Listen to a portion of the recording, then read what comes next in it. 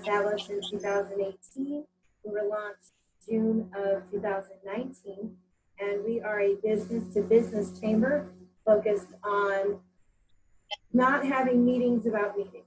We are a chamber focused on small business, enterprises, and connecting them with the funds and whatever they need to help them grow.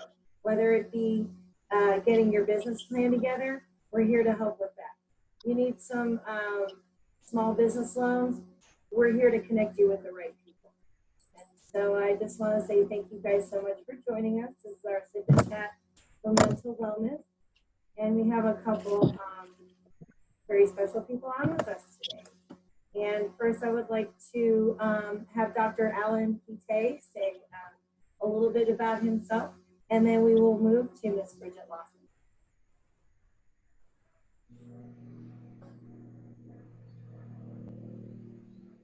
Okay, we're getting quite a bit of feedback. Can we mute our microphones unless we need to say something, and then that way we won't get the feedback from everybody here. And thank you. I'm Dr. Alan Pite. I'm the Director of Grace Christian Counseling Ministries and the Dean of Houston Bible College School of Psychology. Not only do we provide counseling, but we also provide counseling training for those who wish to become counselors. I'm also an Erlen and dyslexia specialist in the Aldine Independent School District. I've been an educator since 1988. I've been a minister since 1984. And I was born in a log cabin, no, that was Abraham Lincoln. Anyway, I get my biography too. But it's a pleasure to be here again, and thank you for inviting us.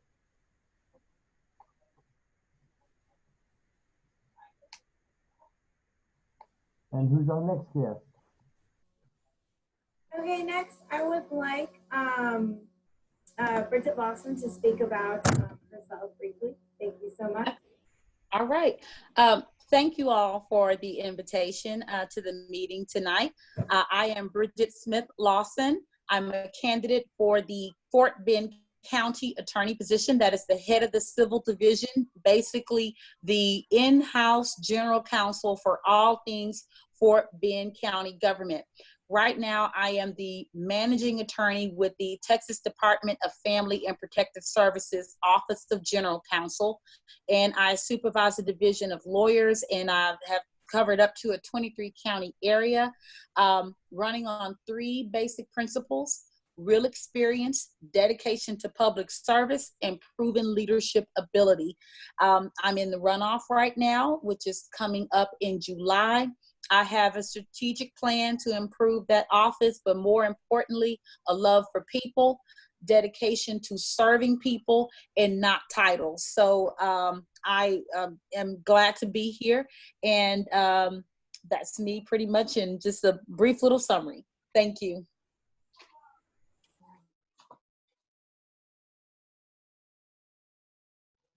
You said you serve 3 counties?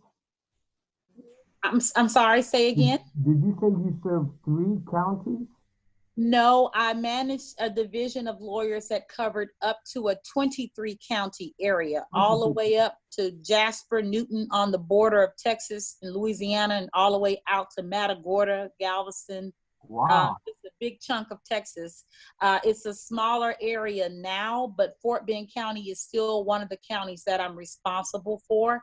And it's a lot of work. It's a lot of learning. I'm a 17-year public servant, and basically I can tell you this, it's not for the faint of heart, and it's not for the individual with the lack of skill and experience. So but that's what I've done and why I'm running. What do you do in your spare time?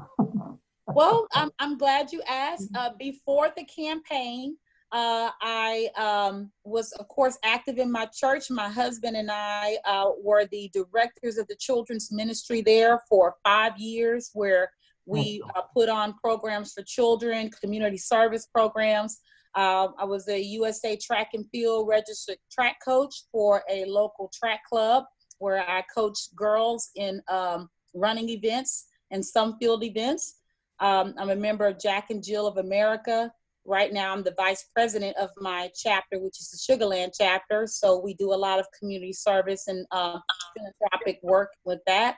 And I'm a mother of 2 girls, been married for 20 years. So guess what? I don't have spare time, but it's not a bad thing because I'm very active and I live my life outside of my house, if that makes sense. Beautiful. I love that. But you are a superhero. That's what we do, though. That's what woman does. We are superheroes, seriously. All right. Well, next I would like to introduce Ms. Carmen Turner and have her speak just a moment about herself and what she's doing. And then we're going to introduce a couple more people. And then we're moving on to our honored psychiatrist we have on today so that we can talk about mental wellness. Turner, thank you.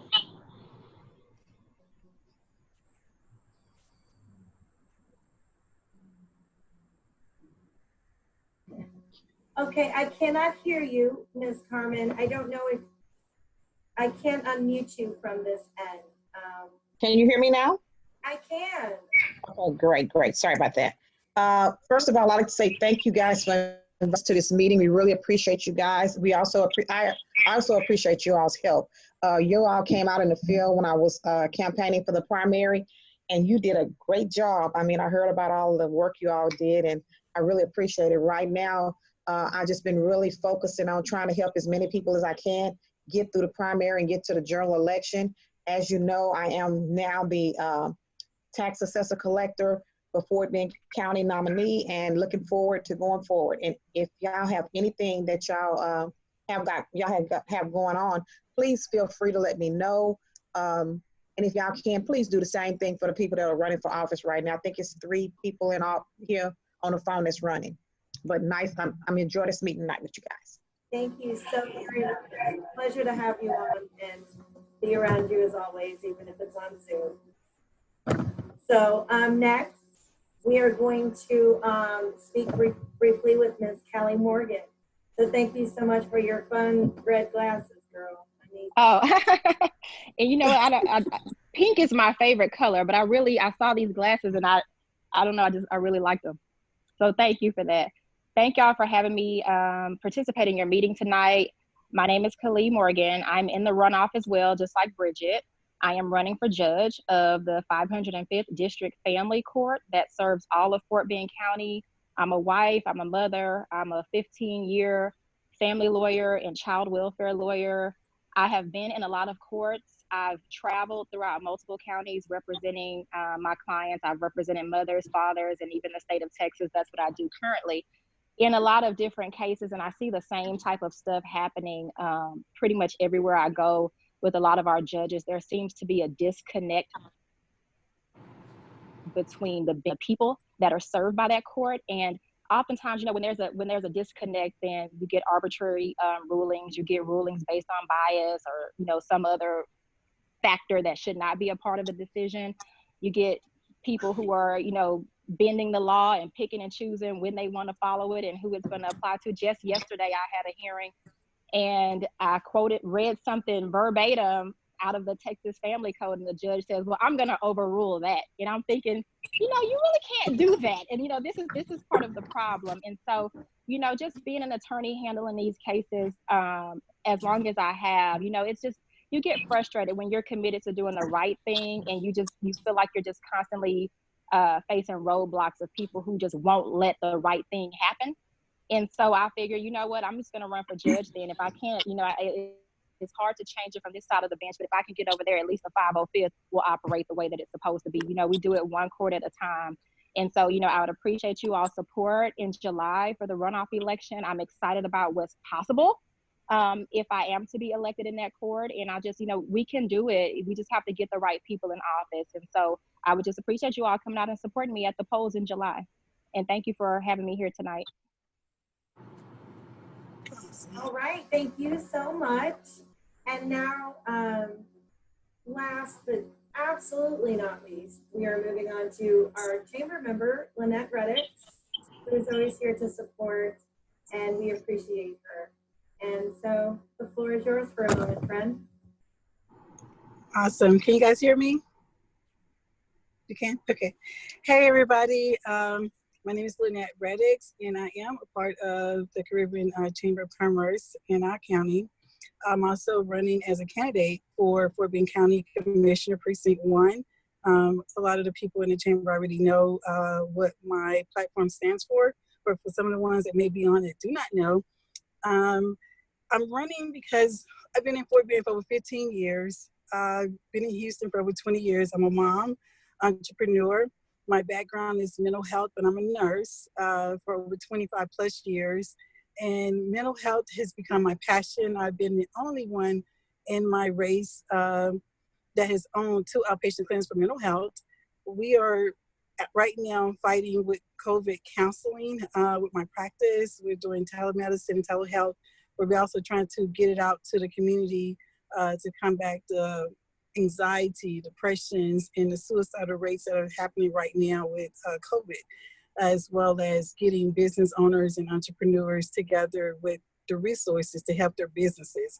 In Fort Bend County, I've been connecting people with resources in the county. And so with the chamber, we've been connecting people with their businesses to offer different services that the chamber has available for them. Right now, it's just all about reaching out, knowing that we have a lot of people unemployed, but they can still get unemployment. They can still get loans for their businesses, their practices, and just stay safe. So I've been trying to get people connected to proper PPEs. A lot of the hospitals and agencies, government agencies, have not been having a lot of luck in PPEs. So I've been connecting with the right resources to give out to our community, especially our homeless community as well, because a lot of people are walking around without masks. So we've been trying to give people access to masks and those various services that are really needed so they don't retract that deadly virus. Anyway, I'm excited about the Sip and Chat. I'm so excited that we're talking about mental health and mental wellness tonight. So this is really, really good. I'm happy to see the other candidates on. Thank you guys for coming on and tuning into us. So that's it. I'm on the ballot. I'm number 1 on the ballot. I'm in the runoff. Forgot to say all that stuff. And please vote for Lynette Reddix, number 1 on the ballot, Precinct 1 Commissioner, Fort Bend County. Thank you. Thank you. All right. Well, I am anxious to move forward to this beautiful lady sitting in front of all these books, which means she's read more than me. And her name is Lakendria Ellis. And she is a mental health professional, but I would love to let her tell you about herself and talk to us a little bit about our subject matter today. So I will forward on. Awesome. Well, greetings, guys. I hope everybody is doing well. My name is Lakendria Ellis, and I am a licensed professional therapist, and I serve the Galleria area. I have my own practice, and I also work with the Harris Center as well, working with adolescents and adults.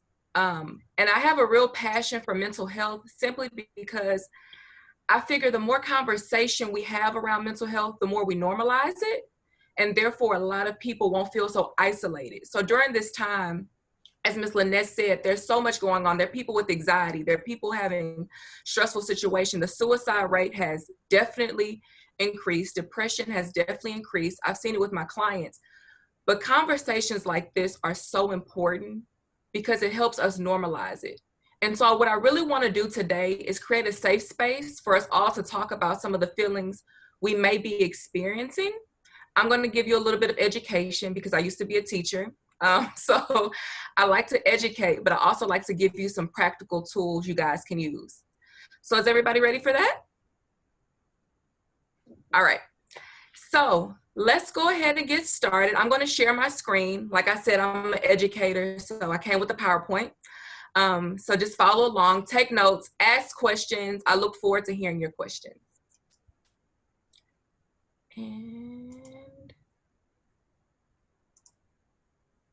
Okay, so let me start by saying thank you guys for having me. The title of this presentation is called Keeping Calm During Quarantine. Houston has opened up, so we're no longer in quarantine, but we are adjusting to some new normals. So we're going to talk about that. I was asked to talk about anxiety, fear, and stress, but I want to go over some of the things that we may be experiencing. So I like to start all of my presentations off with a quote.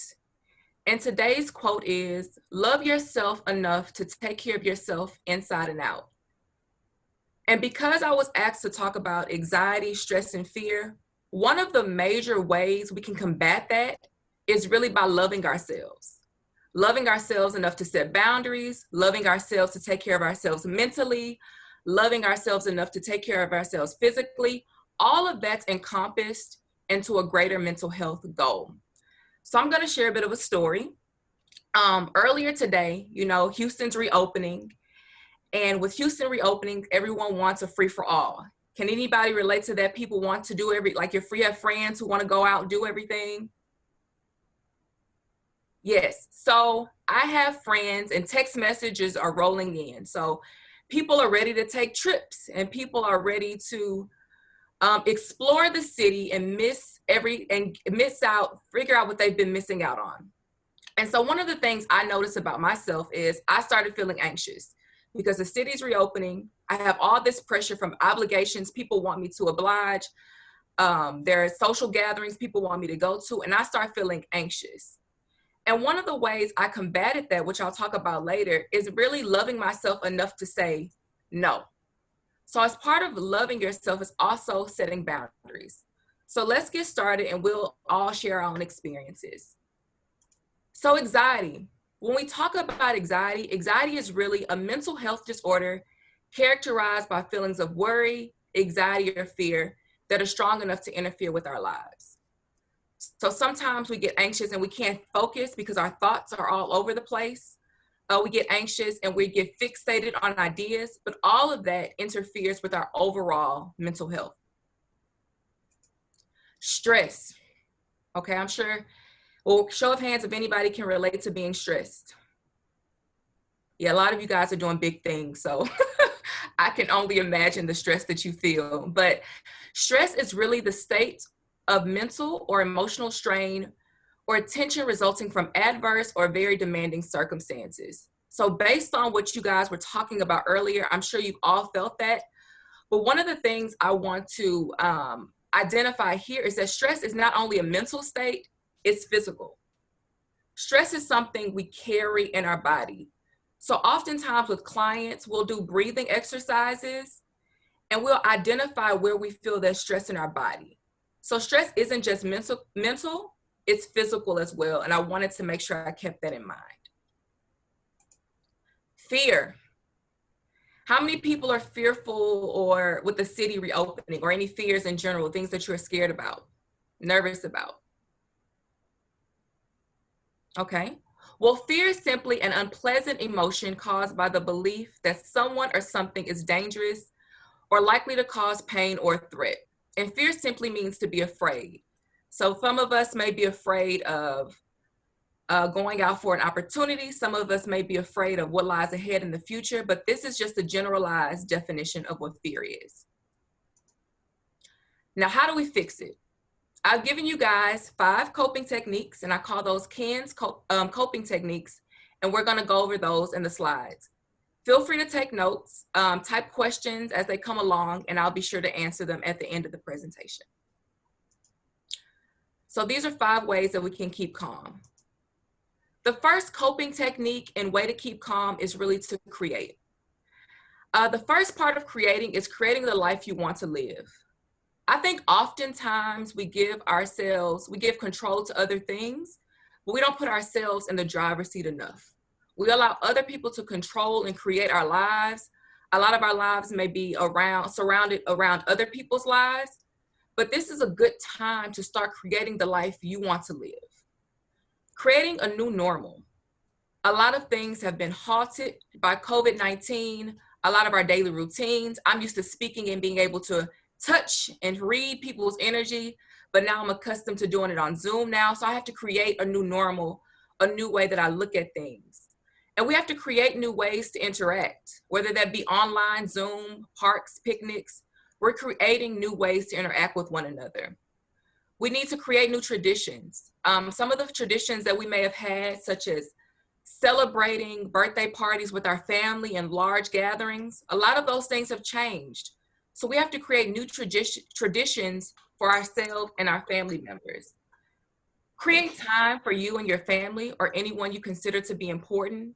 This will be a good way to boost your mental health, because when we're surrounded by people we love, our mood in turn increases.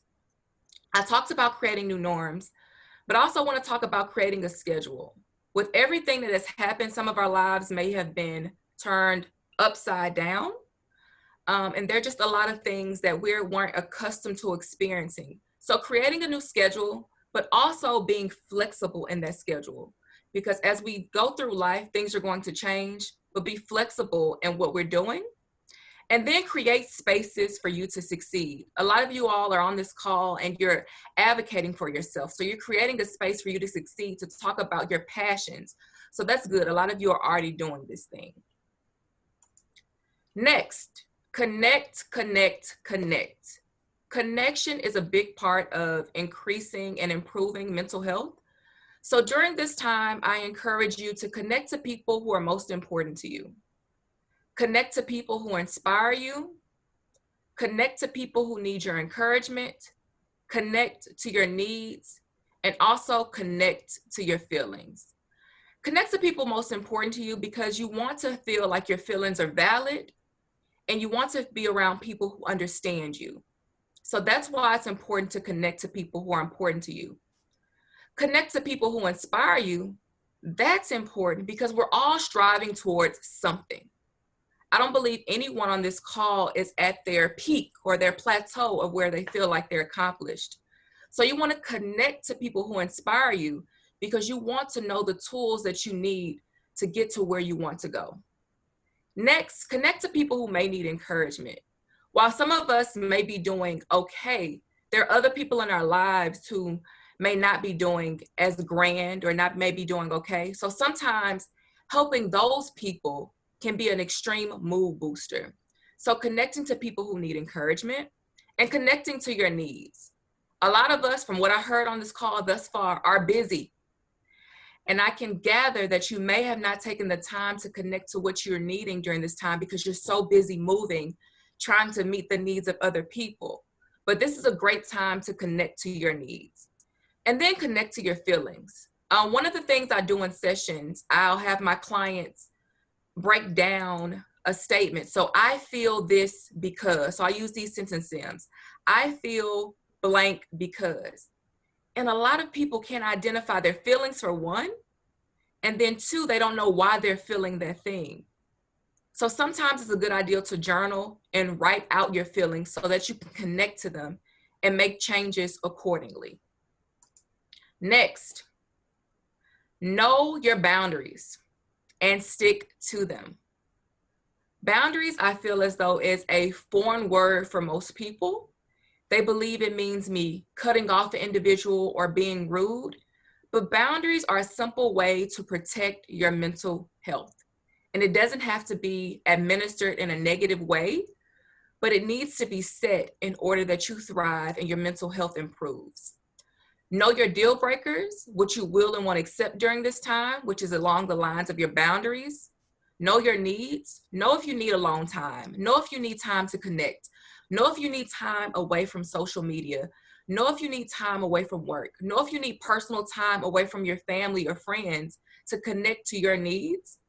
And know what you want from yourself. We all have goals, but sometimes writing those things down and putting them on paper can allow you to know what you need and what you want from yourself during this season. And then know yourself. This is a perfect opportunity to get to know yourself. It's no time like the present to start anew. So get to know yourself and who you are as a person. My favorite, when I was feeling anxious today, I said, keep it moving. And exercise for me, and it's scientifically proven, is a great mood booster as well as confidence booster. So exercise, and it doesn't have to be something rigorous. It doesn't have to be something, intense like F45 or cross training, but it needs to be something where you're getting your body moving. It's a great mood booster. It's shown to decrease depression, eliminate stress and anxiety. So that's a great thing to do. And another thing to keep it moving from to improve your mental health is move along when things aren't working. Sometimes we get stuck in staying in painful situations or situations that aren't serving us. So a good rule of thumb is if it's not beneficial, if it's not helping, if my mental health is suffering as a result of this, it may be time to keep it moving. And last but not least, my last K, care for yourself. Meditate, pray, breathe, journal, whatever it takes, making sure that you're getting your rest, making sure that you're resetting, giving yourself enough compassion to start over when necessary, and also prioritize your needs. I know this is a cliche saying, but you can't pour from an empty cup. So it's important that we're prioritizing our needs so that we're better able to service other people. At any rate, I hope this helps. And if you have any questions, this is my contact information. Feel free to follow me on Instagram and Facebook. Visit my website, contact me, call me, beep me if you want to reach me. Thank you guys for your time. No, thank you so very much. That was very to the point. And I think we all needed to hear some of those things. Absolutely. So thank you, absolutely, for coming from a place of contribution. Thank you. That's what makes this all work. when we help each other when we can. So thank you so very much. Thank you. I would like to now turn the Zoom mic to Dr. Alan Kite. He's going to talk to us a little bit about maybe asking us some questions about how we're doing, and we'll see what happens. So here we go. Thank you.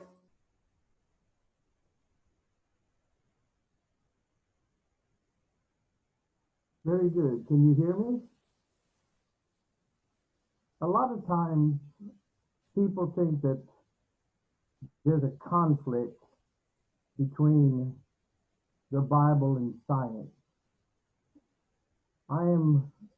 I walk on both sides of the world. I have a master's degree in educational counseling because I was a counselor in the school district.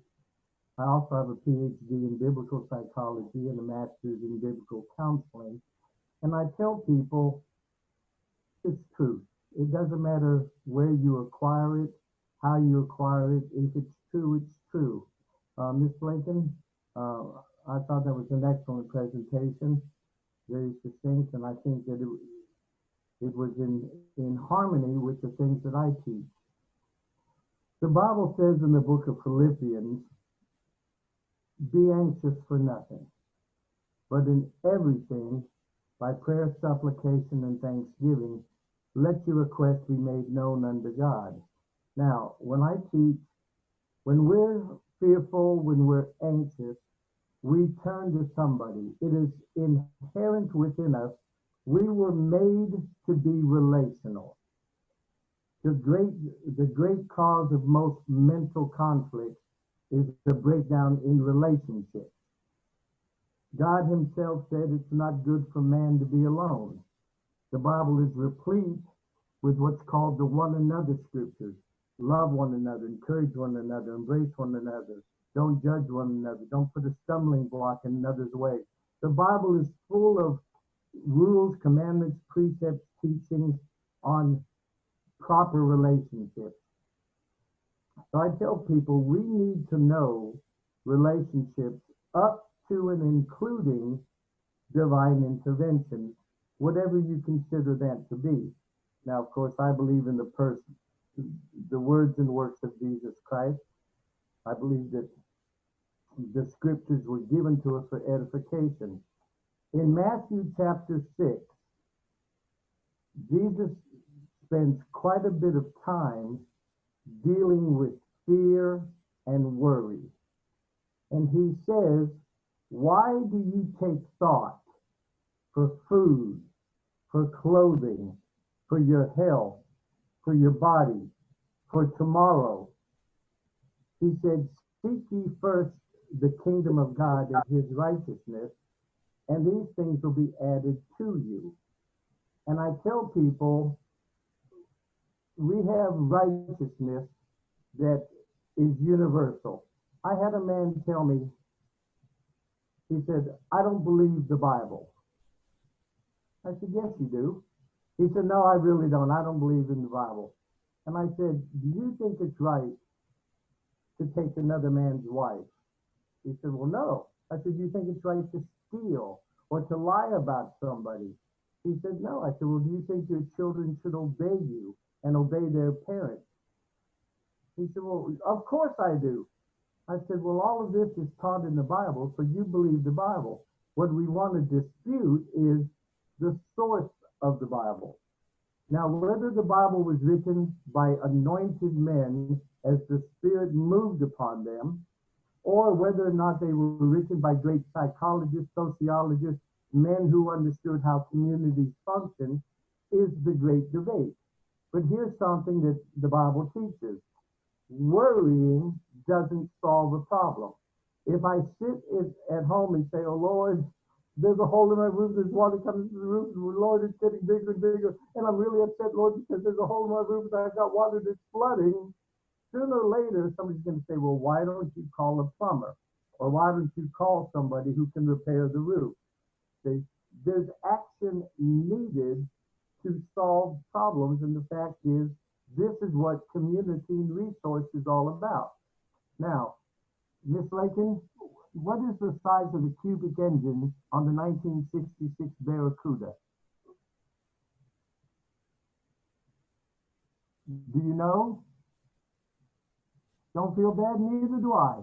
I am a great counselor. I'm a great Bible teacher. I'm a great dyslexia interventionist, but I'm not an automobile mechanic. The other day, my car stalled, and my wife said, honey, do your best, try to fix it. So I raised the hood and I looked at the engine. I said, tell me about your childhood. It didn't fix the car. I said, but one does what one can. See? So I know that there are experts out there whose knowledge, whose technology, whose education exceeds mine in certain other areas. So when we come together as a community and somebody says, I'm worried, I'm afraid, I'm fearful, I'm anxious, I don't know what to do. When I teach on fear and anxiety, I have all of these quotes from the different schools of psychology defining a problem. A problem is a disequilibrium produced in our life which makes normal functioning impaired. A problem is changes to our world or lifestyle that prompts a change in our behavior. And we have all these definitions, just like you presented, and I tell people, let me sum it up very simply. Here's the definition of a problem. What I'm doing is not working. That's what makes a problem. My dad used to get me irritated when I was in school. He'd say, how was the test? I said, oh, it was a hard test. He said, son, it's not hard if you learn it.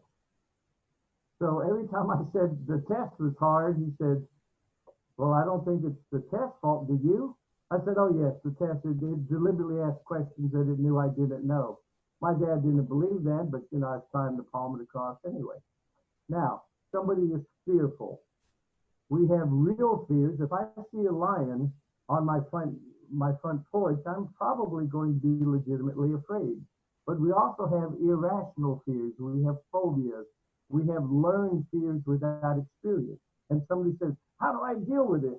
I said, well, you go to somebody who's trained in the operation of the mind and normal functioning response, and they can help you develop the coping mechanisms, develop the behavior patterns where you can come out of that.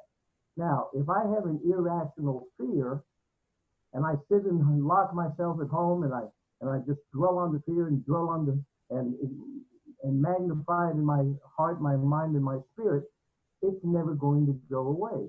So there are trained and competent professionals, counselors, lawyers, psychologists, teachers that say, wait a minute. The problem is that you don't have an answer. The problem is not that there is no answer. Everyone, I want you to think about the time when you first learned to tie your shoes and you got your first knot. That knot was the most troubling thing in your world. You tugged at it, you pulled on the strings, you banged the shoes, you got mad. Just as you were about to get the scissors, mother comes in and says, what's the matter? My shoes. Mother says, give me that. And she goes, shoop, shoop, shoop. Okay, there you go. And we're like, how did you do that? And mom becomes God in the flesh because what we wrestled with for 20 minutes and brought tears to our eyes, she goes, oh, I'll do that for you. There, the knot's undone. The problem wasn't the problem. The problem was our lack of understanding of how to solve that problem. Now, our schools are very, very good at teaching things. Dr. William Glasser, the founder of reality therapy and choice therapy, he wrote a book called Quality Schools, and he said schools have a method called schooling, and that's where they put together stuff that they can teach. Now, when we were in elementary school, we had to memorize the states, we memorized the capitals, we had to memorize lists of things. They would ask us questions. What year was the Revolutionary War fought? Who was John Hunter? And we learned a bunch of facts that we could put on a paper that they could grade. However, most educators will tell you the problem is we're so busy learning facts and figures that we don't teach problem solving and coping skills to kids, and that's why they get so frustrated. That's why alcoholism, suicide, drugs run rampant. That's why, things go unsolved and the kids tend to drop out because they're never really told how to survive in the real world. Now, let me ask you, Miss Bridget, I saw you nodding, and I want you to be perfectly honest. I don't want you to be embarrassed with this question. I'm going to have to interject very quickly. I'm so sorry, Dr. Kite. I'm going to ask that this be your wrap-up question here for Miss Bridget, and I look forward to her answer. So, okay. Moving right along. Thank you. Here's the question. Okay. How many times since you graduated school have you been asked to name all 50 states in alphabetical order? 0. And yet every kid I know at one time or another had to study this. And this is my point. We learn things that don't help us in the real world. Now, I learned in 7th grade how to say the Pledge of Allegiance in Spanish. And it's been many, many years, so I won't even attempt it now. But I remember the professor said, I want you to learn how to say this in Spanish, although quite truthfully, you will probably never have the occasion to recite the Pledge of Allegiance in Spanish. And I remember even in 7th grade, I said, then why are we learning this? Now, I'm glad you taught me how to say hello. Buenos dias, señor, ¿cómo está? See, I speak a little bit of French, and I'm glad that I can do the basics.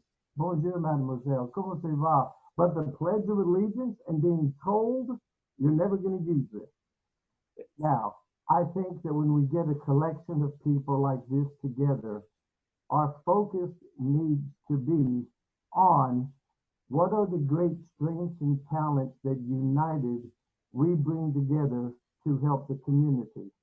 I like listening to somebody who says, I want to go into politics so we can improve things. See? Yes. Now, every politician has an agenda.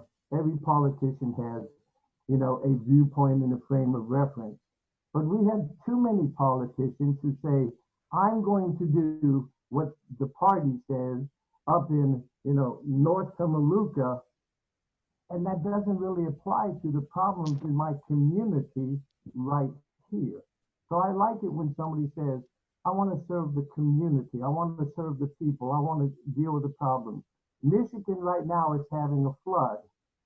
Okay, a massive flood. They said 2 dams broke, and I'm sorry to hear that. You know, and I pray for them. And I do.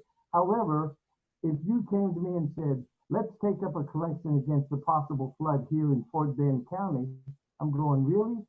Has there been a problem recently that Fort Bend County has been flooded? No, but our party has decided that we're going to do flood awareness week. Okay, I understand the relationship with the party, but we are here in this area. We have problems in this area, and I want you to know this one thing, adding to Ms. Lakin, there is no problem that doesn't have a solution. Correct. And when you convince the people that have the problem, say, wait a minute, you might not know the answer. I do not know how to work on my car. I am not a plumber, but collectively, we can solve the problems in our community. That's my 2 cents for today. Well, thank you so much. It's all about having a network of like-minded individuals that want to come from a place of contribution. And that's how we all win. So, and that's what this evening is about as well. So thank you so much, Dr. Boutte. Excellent. I am going to introduce somebody very special this evening who is actually the Sip and Chat sponsor, and her name is Council Member Sterling. She is a Fort Bend focused superstar, and we are very pleased to be affiliated with her. So I will unmute her and ask you to talk to us a bit, Ms. Sterling. Thank you so much for your time.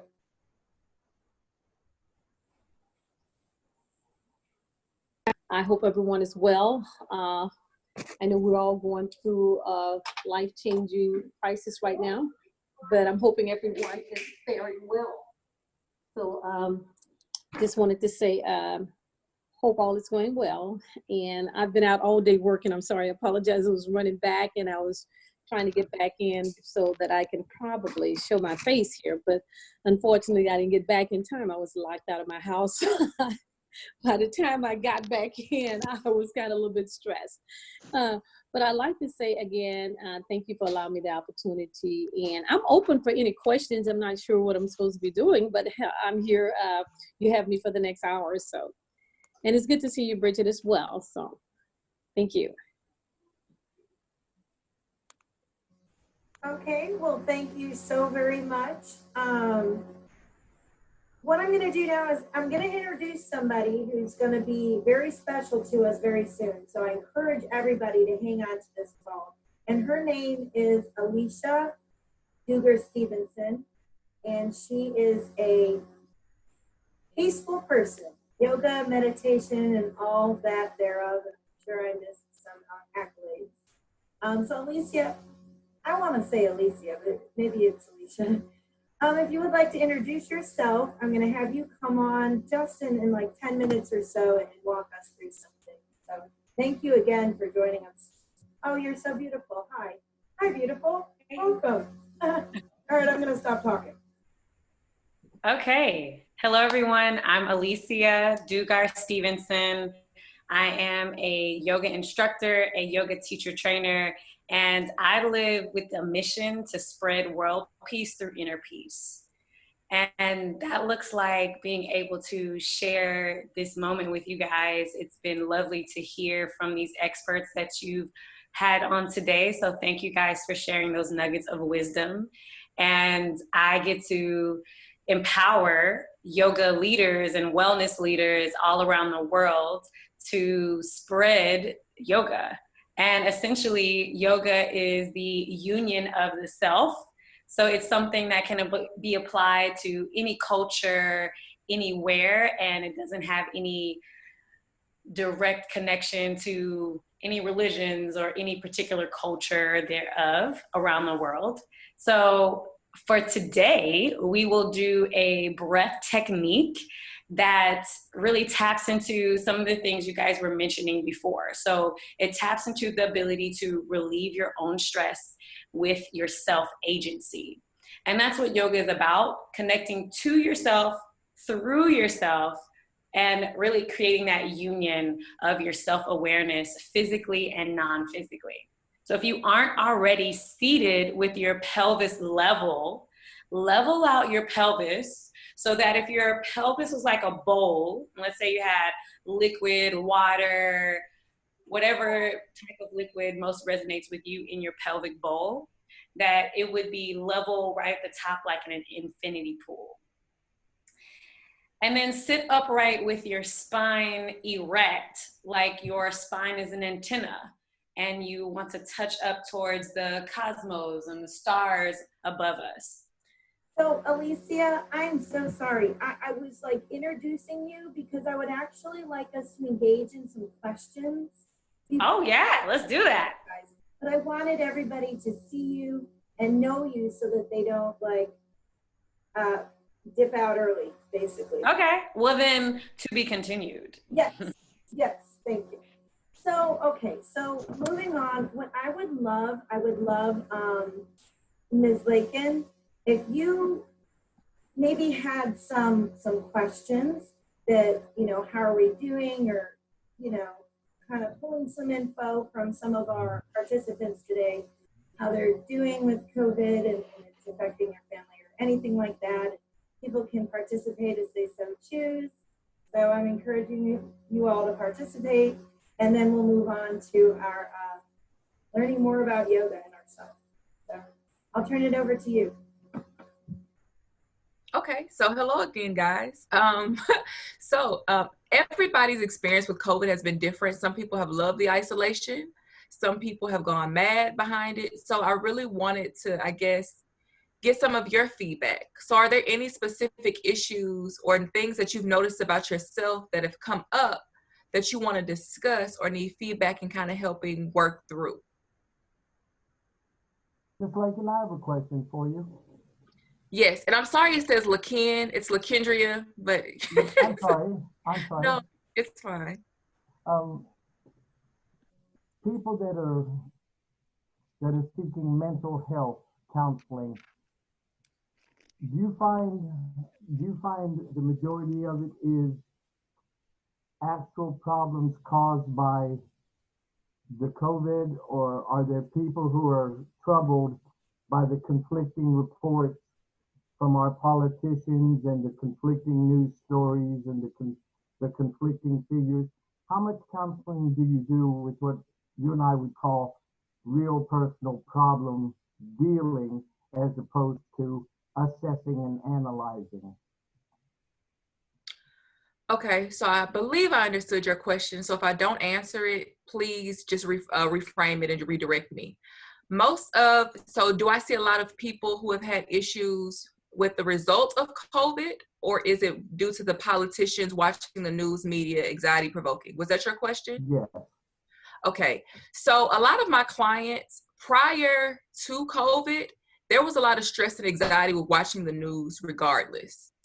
Some of my clients, especially who are immigrants, there was a lot of anxiety watching, especially when there was a lot of issues with the children being sent back.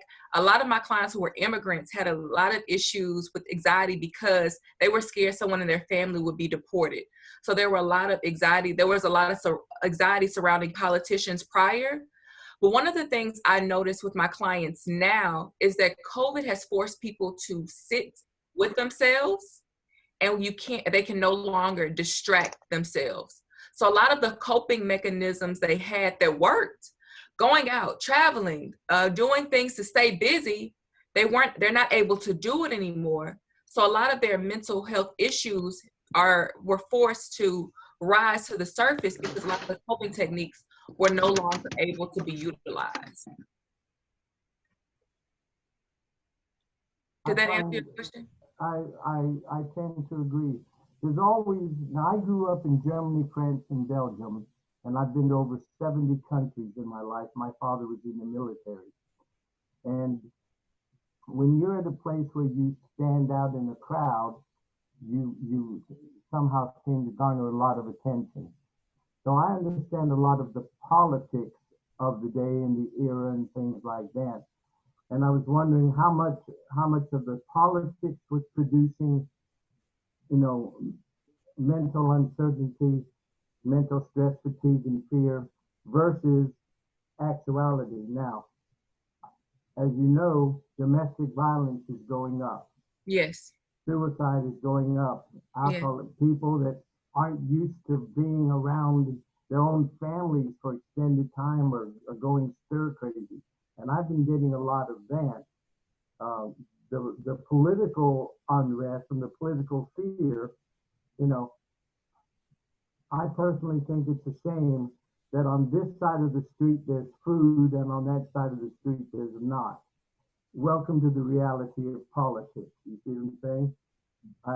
It's a shame that we can't come up with something that demonstrates the humanity of a great nation as opposed to the legalities of a great nation, but both of them are necessary. So I understand somebody says, look, I'm afraid of being deported, I'm afraid of being arrested. Okay, laws are what they are, but how many people are coming to counseling based on that, on the legality of politics versus the actual experience of being in this new situation of staying at home, not traveling, not interacting the way they used to? I'm finding an increase in stress in the families in my counseling with that. And I was wondering if that was the same conclusions you were reaching in yours. I would agree with you. I would say it's about 80-20 split. 80 meaning it's 80 with, you know, COVID and forced to deal with difficult family members, and 20% politics. And that 20% is the same amount of people who were dealing with issues beforehand. Because I believe the stress is very similar. Okay, yeah. Okay, great. Thank you so much. Thank you so much for your question, Dr. PK, and your feedback. One other thing. You're not gonna know. Is there a question? Is that a question? Like Dr. House. Okay. Sorry, I'm playing a lot of parts right now. So anyway, what I was really trying to get at is, do you have some questions for our participants to engage them in this mental wellness discussion?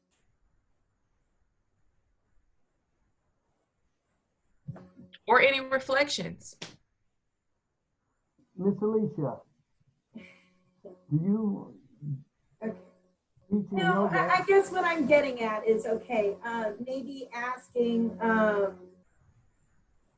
what challenges has anyone been facing? How are they feeling, you know, of our participants on this call today? And then if they feel like sharing, they can do so. And so I was just asking for maybe some probing questions that you might have as a specialist. Any probing questions that I have? For the participants on the Sip and Chat this evening, to engage them. Okay. Are there any specific things? Oh, go ahead. I saw a hand go up. Okay. Yeah, go ahead. Okay, Kate, it's Lynette. So for me, it's not really a question, it's more like a statement, right? So you have a lot of people on here, we're all running for office, a few of us, right? So we can get out, but it's at a distance. Whereas before, you know, we could hold our meet and greets, we can hold different things, but now everything is virtual. You cannot get out like we used to before because of COVID. So of course it's been, for me, a lot of high alert because I've had about 5 members in my extended family that has actually died from COVID. So of course I'm on high alert. Of course I'm on high alert when it comes to getting out in the public. I haven't really been as visible in my county as I once was. So I'm thinking about other people, I'm thinking about myself, I'm thinking about their families and how we connect moving forward, because this is our new normal right now. Until we actually find a cure, we don't have one. So even though I'm in healthcare for over 20-some years, it still doesn't mean that I'm not unsusceptible of having anxiety. You know what I mean? So it's not really more of a, it's more of a statement more so than a question, because it happens to the best of us. What is more of a statement? Being in a candidate running for office and not being able to reach your constituents, you get what I'm saying? And that same format as we was before, where before in March, we could just go to people's homes, have little sipping chats there, or invite people to different venues. That's not happening right now. I'm in a runoff. That's not happening. And you get what I'm saying? And it's an older population, which we know is being hit the hardest. And they're the ones that will sit down and listen to you. Invite you in. Yeah. So we're not, I'm not trying to get invited to anybody home right now. No, but I know, but that's definitely a challenging aspect for sure. So thank you so much for that, Lynette. Thank you. So one of my questions for you, Ms. Lynette, is how did you cope with the paranoia? So because you have so many paranoid feelings, what has helped you cope with the paranoia? Adequate coping skills. Being that I actually had a practice for so many years, I've learned how to meditate, pray, not be so anxiety, especially when they start opening back up the city to where people are getting too close. At one time I told my sister, ooh, my car's too close to other people, I better back my car back. I'm like, no, stop tripping, So it's more so that, hey, you need to learn how to cope with being around more people than you were before, because 1 month without being around people, my normal was I'm always at meetings, I'm always going here and there, and now I'm meeting at home on Zoom. I'm in my car, just left one meeting, and now I'm here on Zoom. So that's, my new normal right now is business on Zoom, work on Zoom, everything virtual. So as a candidate that's running for office, I'm not susceptible for having anxiety either, So I learned how to have better coping skills for myself so that I can actually do what is needed to help my county. When people ask me about coping skills, I tell them, there are some rules. Now, Dr. Glasser, William Glasser, internationally renowned psychiatrist, he said that you make a plan, and he has a formula called SAMIC, S-A-M-I-C. He said your plan needs to be simple. It needs to be attainable. It needs to be measurable. It needs to be immediate, and it needs to be consistently applied.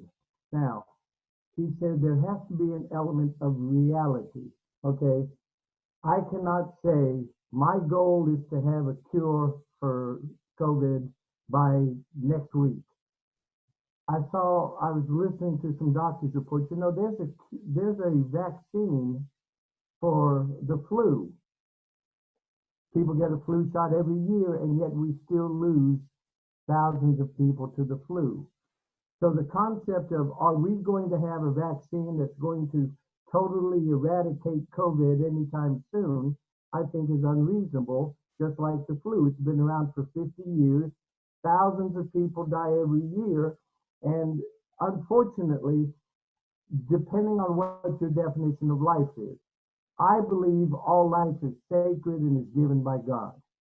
But I meet people who say, we had 40,000 people die last year from the flu. Now, out of 350 million, that's like 0.0001%, so it's not even a significant number. Well, it would be significant if your son died from the flu. I think you would change your tone very quickly. But in reality, we're going to have deaths from the flu. I got a client 7 years ago. She was diagnosed with scleroderma, which is an autoimmune disorder, and her doctor told her she had 6 months to live. Well, it's been 7 years, she's still around. However, she was crying, sobbing. She said, you don't know what it's like. And I said, the doctors told you have 6 months to live. That may or may not be accurate, but I could be in a car accident tonight. The fact is, we have many things that can rob us of our life, can cut our life short. car accidents, slipping in the tub, falling on the street, you know, diving into a swimming pool and they've drained the water already. I mean, name it, getting hit by lightning. But the fact is, we can't walk in fear. And I tell people, remember, your fear solves nothing. Your fear cures nothing. The best you can say about fear is, well, it's causing me to do the best I can and to take the best precautions I can.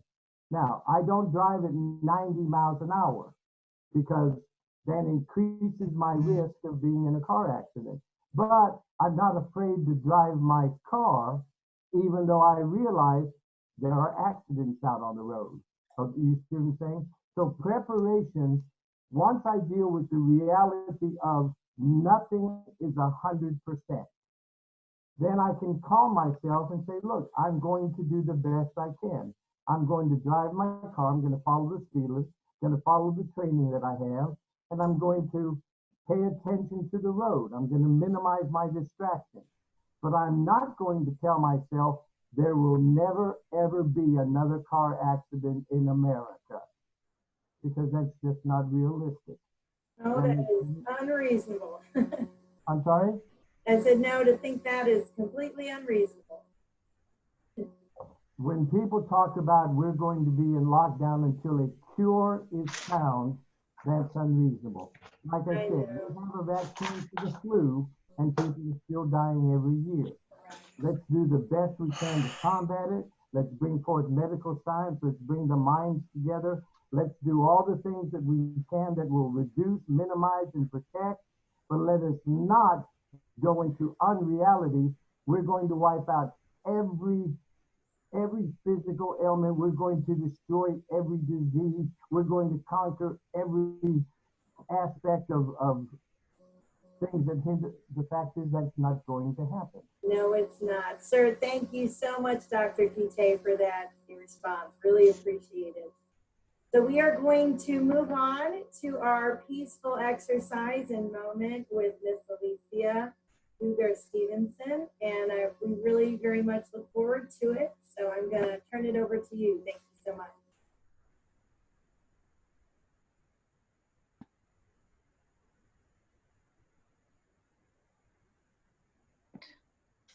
Hello again. I'm still muted. Can you hear me? Okay, you can't hear me. Okay, my computer just keeps telling me I'm muted. I don't know, it's very weird.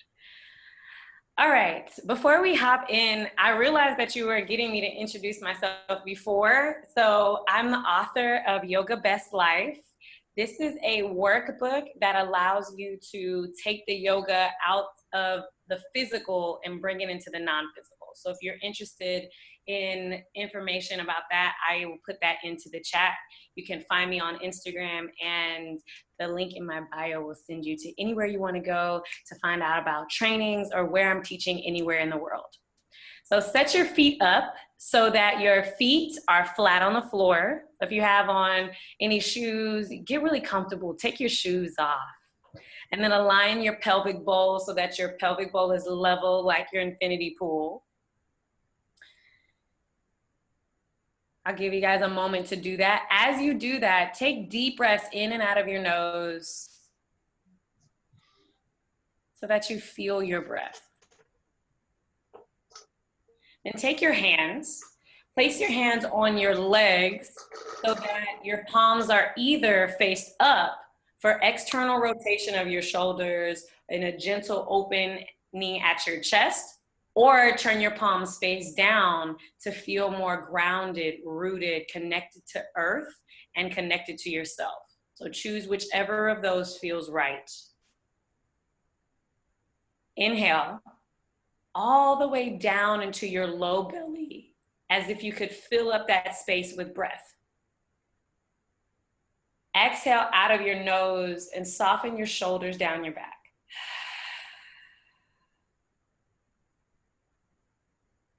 Inhale, lengthen your shoulders up to your ears like you're super stressed. So think about all the things that you carry on your shoulders, feel that stress. Then exhale, take your shoulders straight back and slide it all the way down. Let's do that again. Inhale, bring your shoulders up. So if you ever catch yourself in this sensation, that feeling of stress, then you remember you have breath. Exhale, take your shoulders back and down.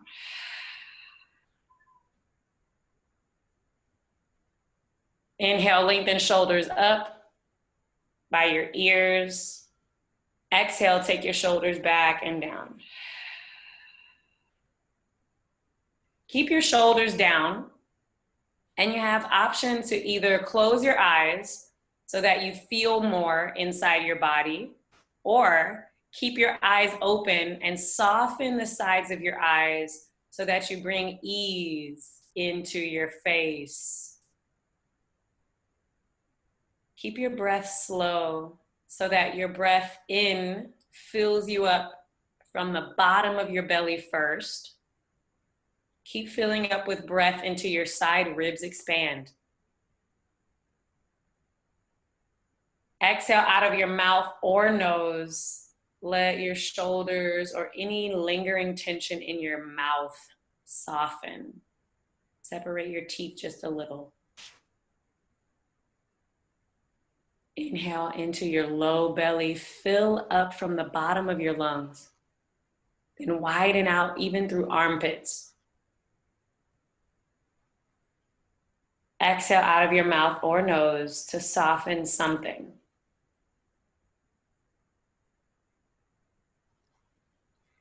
Do that 2 more times, even slower and more satisfying, full breaths.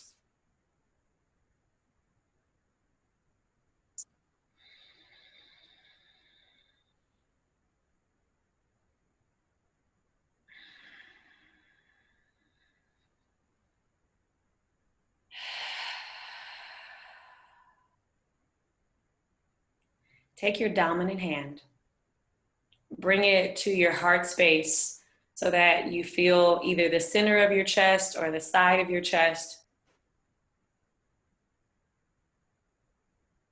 And for just a moment, let go of any thought of doing it right and just tap into feeling. Feel your hand on your chest.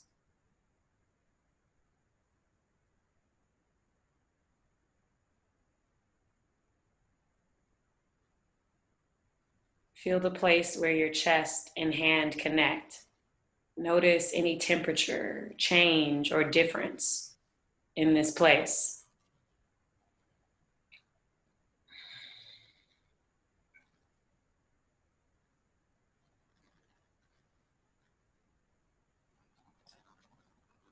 Notice the rhythm of your heart.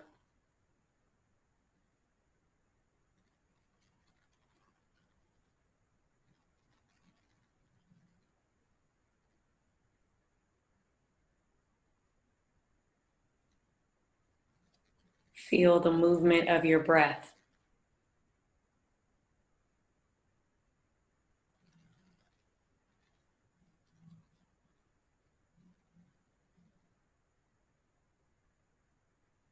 Keep your hand here and feel for how big you can get your breath in the front and back of your chest.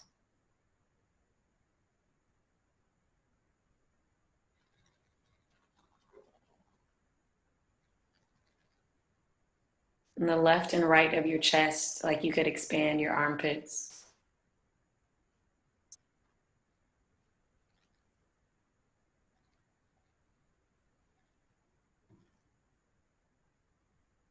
And then the top and bottom of your chest, like your place where your throat is above your chest, or the place where your torso below your chest.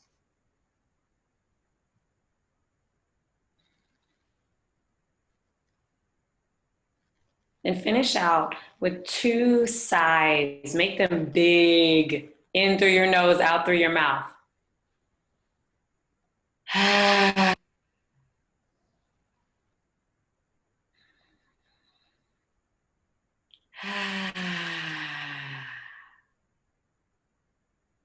Observe how you feel now,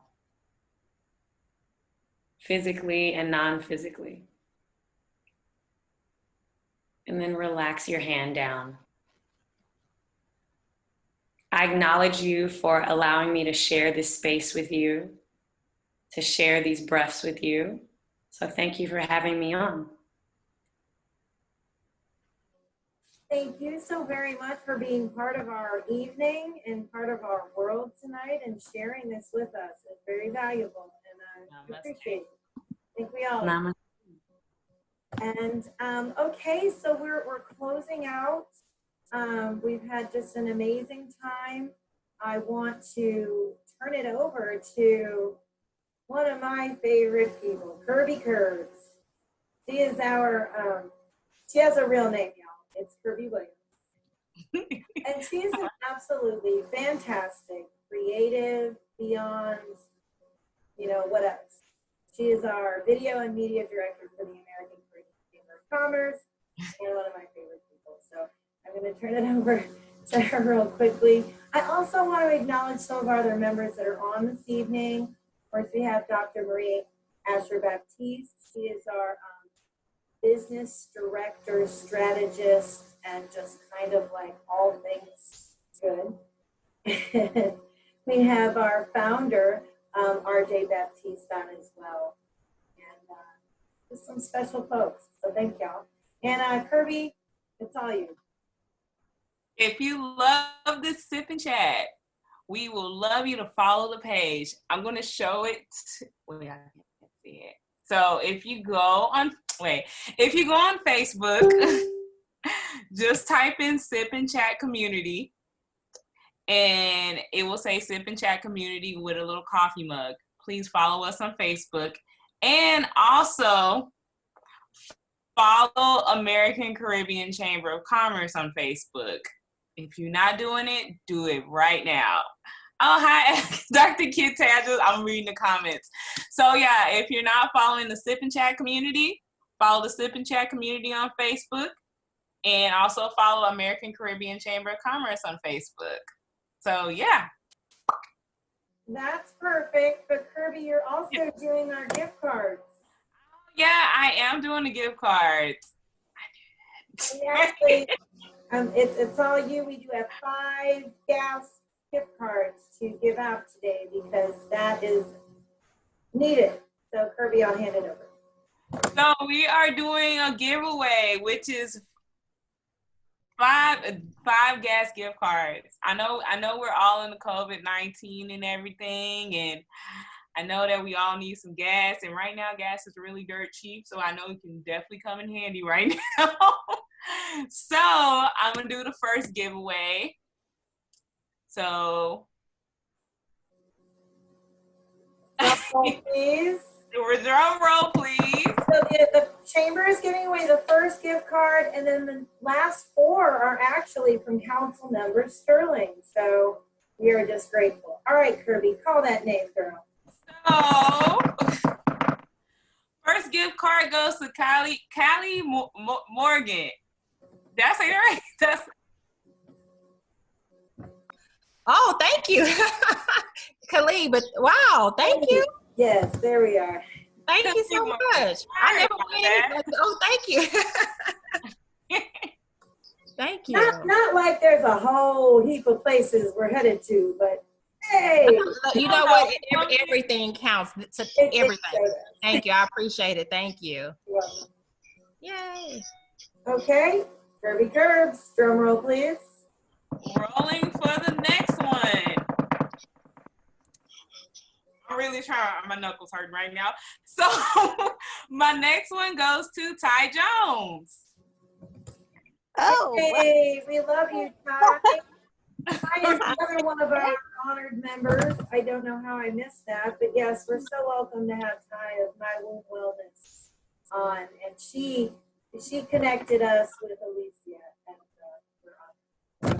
Yay, Ty, you can go places. So, yes.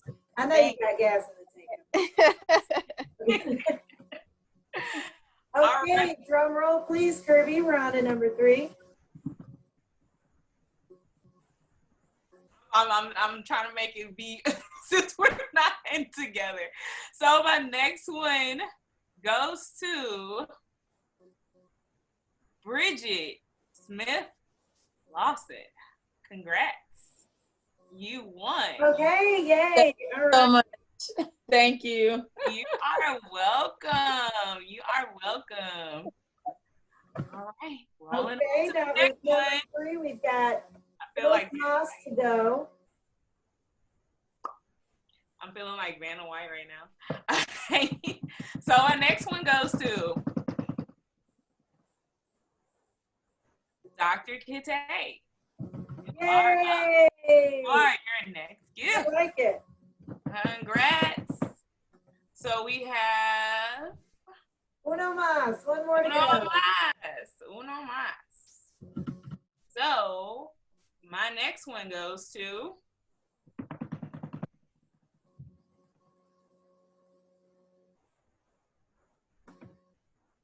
I'm trying to pretend like I'm on Who Wants to Be a Millionaire. So my next one goes to Mika. Mika. I Are don't you think we've spoken to Mika, but we are glad you're here and we are happy to be a resource. And you know what I want to say? I want to tell y'all that I will be emailing you and you and you and you and you. It's like the defunct Brady Bunch. But with all the resources and information for, the individuals who have spoken here today, so that you may reach out to them and y'all can collaborate. I think I already might have a client from Ms. Lakin. We'll talk about that later. So, yeah, I want everybody to be able to connect on their own level as they need to. So I will provide you with those resources. Absolutely no problem. And what I want to say is that I will also be having conversations with y'all about joining the American Caribbean Chamber of Commerce. We have all different levels. And we're here for everybody.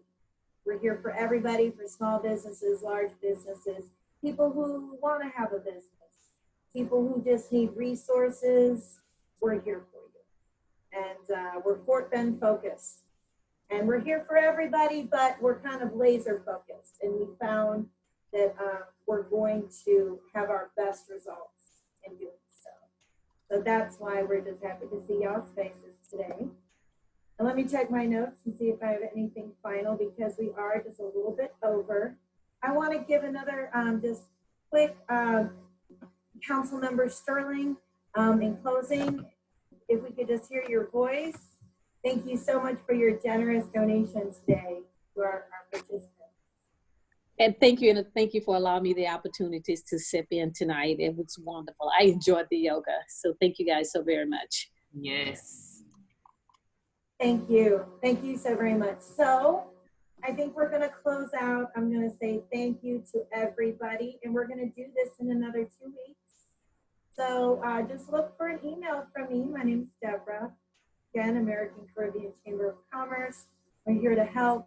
Glad to see your face or just hear your voice, or neither. We're just glad you're here. All right, y'all. Thanks so much. Wait, one more thing. Don't forget to check out the American Caribbean Chamber website, ACCC.global. Got a lot of stuff going on. A ton of stuff going on. So again, it's and join the chamber. We'll support you. We'll do everything. So awesome chamber. I'm a part of it. Best thing ever that has ever happened to me. So check it out. www.accc.global. And I'm gonna leave it to you, Deborah. Okay. Well, Deborah's fixing to say. Thank you, guys. I love you so much. Thank you. Thanks, y'all. Thank you. Thanks. This was awesome. Yes. Thank you for having me. Y'all have a great evening. You're welcome. You too. Thank you. Beautiful. All right. Cheers.